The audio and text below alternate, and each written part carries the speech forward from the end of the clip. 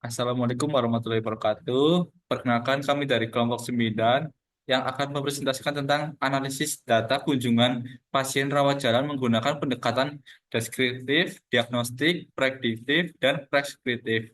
Dengan studi kasusnya itu klinik rawat jalan periode Januari tahun 2025 yang beranggotakan saya sendiri, Afi Mulyana Hari dengan NPM terakhir 4185, Taskia Halima dengan NPM terakhir 4020, Mutia Elsa dengan NPM terakhir 4098, dan Arti Widyaningsih dengan NPM terakhir 4176.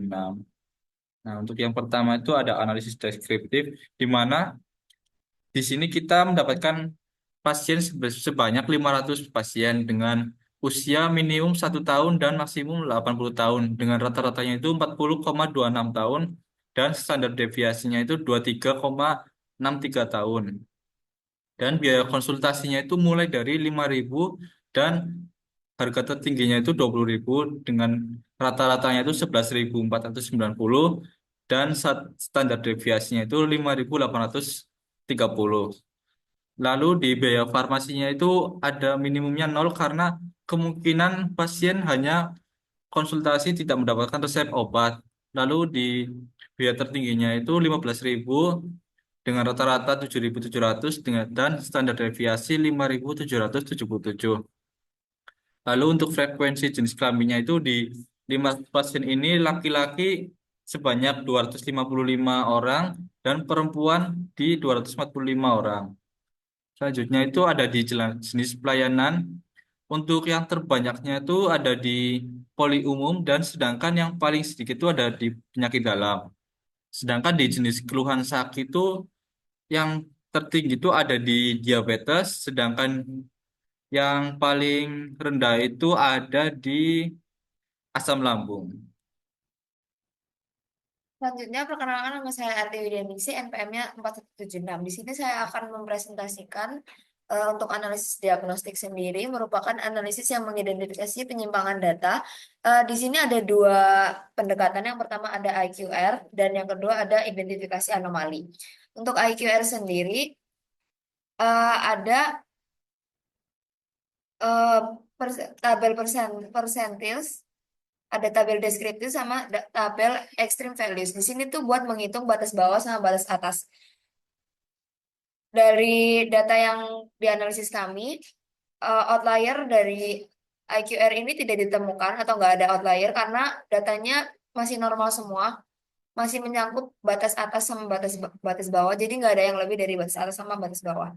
Selanjutnya, untuk pendekatan yang kedua ada identifikasi anomali konstekstual. Sebenarnya walaupun nggak ada outlier, tapi di sini kita menemukan beberapa anomali. Yang pertama ada anomali pasien anak usia di bawah 18 tahun itu di poli penyakit dalam. Lalu lanjut ke anomali yang kedua ada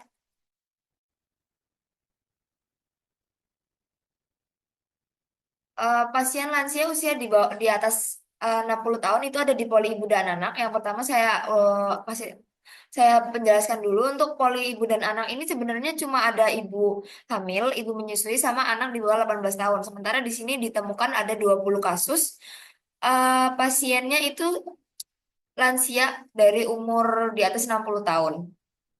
Lalu yang ketiga ada anomali laki-laki dewasa usia 20 sampai 77 tahun di poli ibu dan anak. Seperti yang saya ulangi tadi, saya jelaskan tadi, kalau ibu dan anak itu ada ibu hamil, ibu menyusui sama anak di bawah 18 tahun. Sementara di sini ada beberapa kasus laki-laki dewasa usia 20 sampai 77 tahun.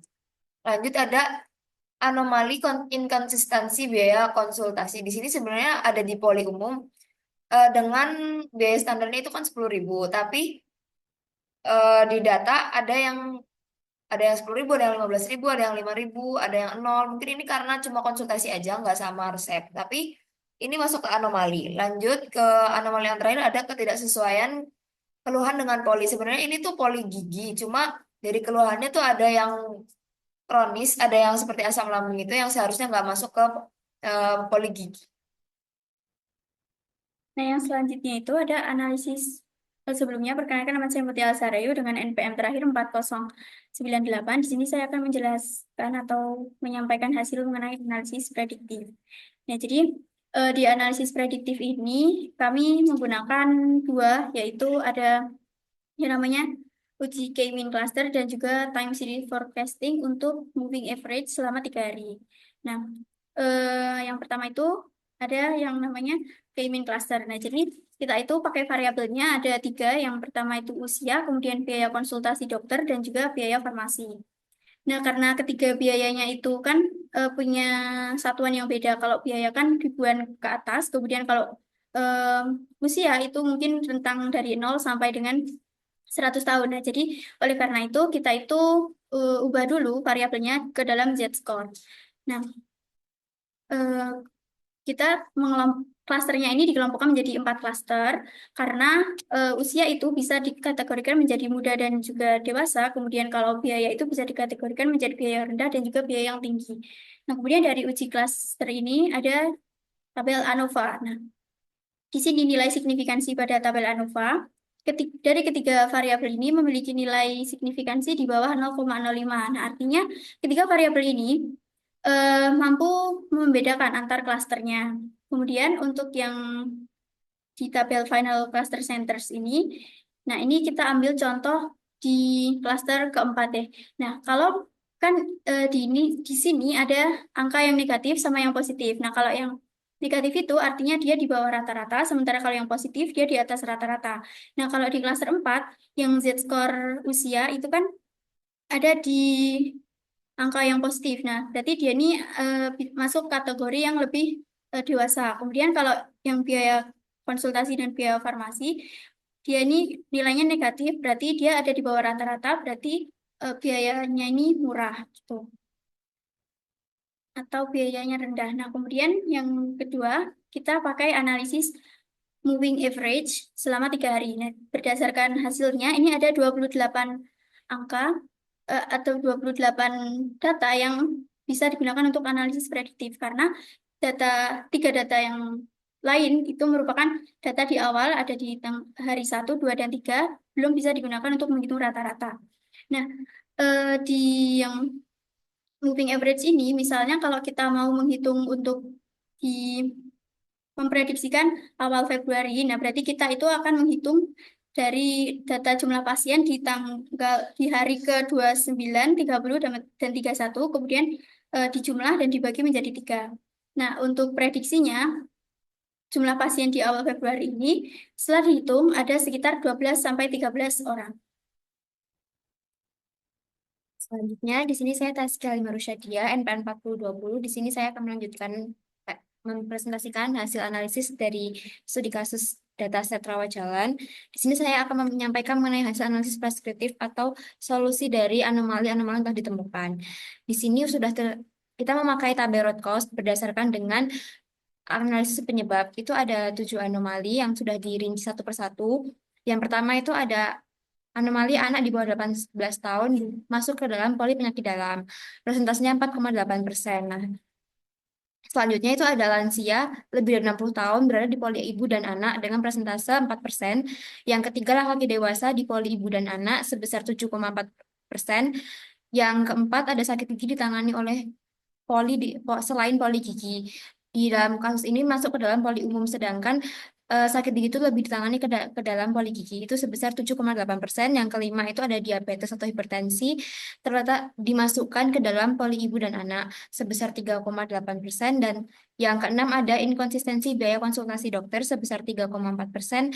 Yang terakhir keluhan tidak sesuai dengan poli. Nah, keluhan yang tidak sesuai dengan poli ini sesuai dengan indikasi yang tadi bahwa penyakit-penyakit yang dialami oleh masing-masing pasien itu tidak sesuai dengan distribusi poli yang dilakukan. Nah, dari semua anomali itu ada resikonya yang sangat berdampak. Yang pertama itu ada risiko klinis. Risiko klinis itu seperti risiko pengobatan yang tidak sesuai dengan dosis karena konsultasinya itu tidak sesuai dengan poli. Ya, dan yang kedua itu eh, konsultasi dengan dokter yang salah karena apabila tidak sesuai dengan poli yang dituju sesuai dengan kondisi pasien, maka indikasi dari dokter pun akan juga salah atau berbeda karena tidak sesuai dengan bidangnya. Yang kedua itu ada risiko operasional. bahwa setiap poli nanti akan mengalami penurunan pendapatan. Nah, karena seperti yang di poli gigi tadi masuk ke dalam poli umum, otomatis kan pendapatan di poli gigi sendiri akan menurun sehingga eh, terjadi ketidakmerataan pendapatan dalam rumah sakit tersebut, dalam klinik tersebut.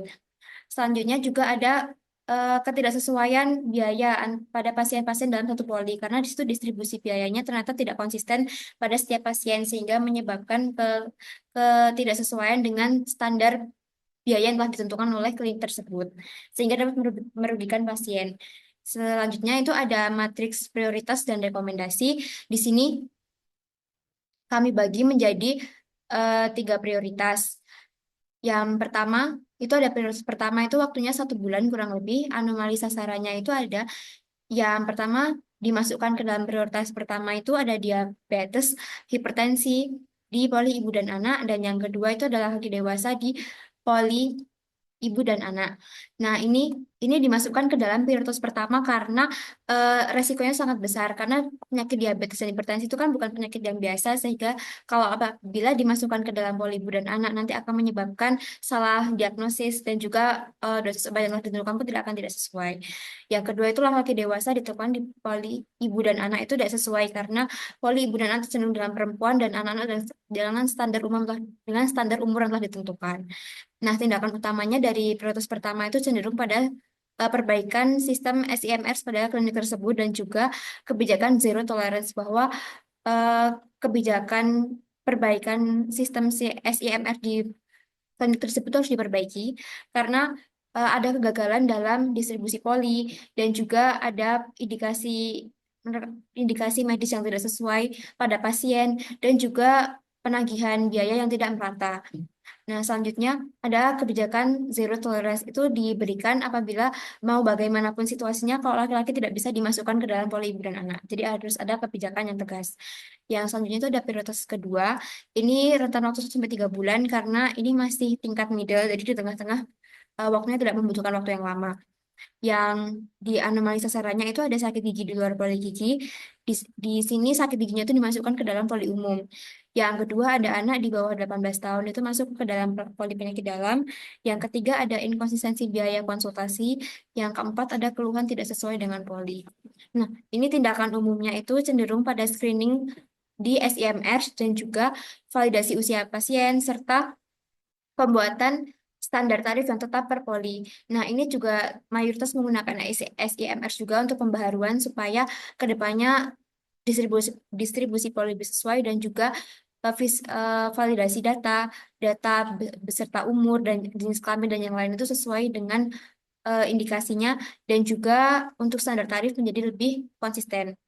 Yang terakhir tuh prioritasnya 1 sampai 6 bulan. 6 bulan itu tingkatnya yang paling akhir karena paling lama dan juga paling membutuhkan beberapa sumber daya yang cukup banyak juga, yaitu lansia di atas 60 tahun di poli ibu dan anak. Dan yang kedua ada dashboard monitoring untuk semua anomali. Nah, untuk yang membuat lama di prioritas ketiga ini adalah dashboard monitoring karena dashboard monitoring itu merupakan apa pembuatan sistem baru bagi rumah sakit yang disajikan secara real time untuk melihat ke persentase ketidaksesuaian poli, terus kesalahan distribusi poli, produktivitas dokter, dan juga konsistensi biaya pada setiap masing-masing poli pada klinik tersebut. Jadi, untuk secara keseluruhan anomali itu, rekomendasinya itu lebih cenderung pada perbaikan SIMR dan juga pembuatan dashboard monitoring secara real time tersebut karena itu paling berpengaruh pada semua anomali yang telah ditemukan pada analisis dari mulai deskriptif hingga preskriptif tadi. Dan untuk bagi rekomendasi bagi manajemen sendiri, itu terkait dalam anomali-anomali yang ditemukan, itu yang pertama ada upgrade SIMR sesuai yang telah disampaikan, bahwa menambahkan fitur-fitur otomatis yang sesuai dengan kebutuhan untuk pencegahan adanya anomali-anomali di kedepannya yang di kedepannya. Yang kedua itu ada monitoring dan evaluasi berkala. Yang ini dengan membuatkan dashboard monitoring secara real time dengan tujuannya yang sudah disampaikan tadi. Dan yang terakhir ada evaluasi sistem pendaftaran. Jadi sistem pendaftaran itu harus diaudit secara berkala, harus disesuaikan dengan SOP juga supaya tidak ada salah dalam pendataan dan juga salah distribusi serta dalam indikasi rekam medis. Nah, sekian presentasi dari kelompok kami mengenai analisis deskriptif hingga analisis preskriptif.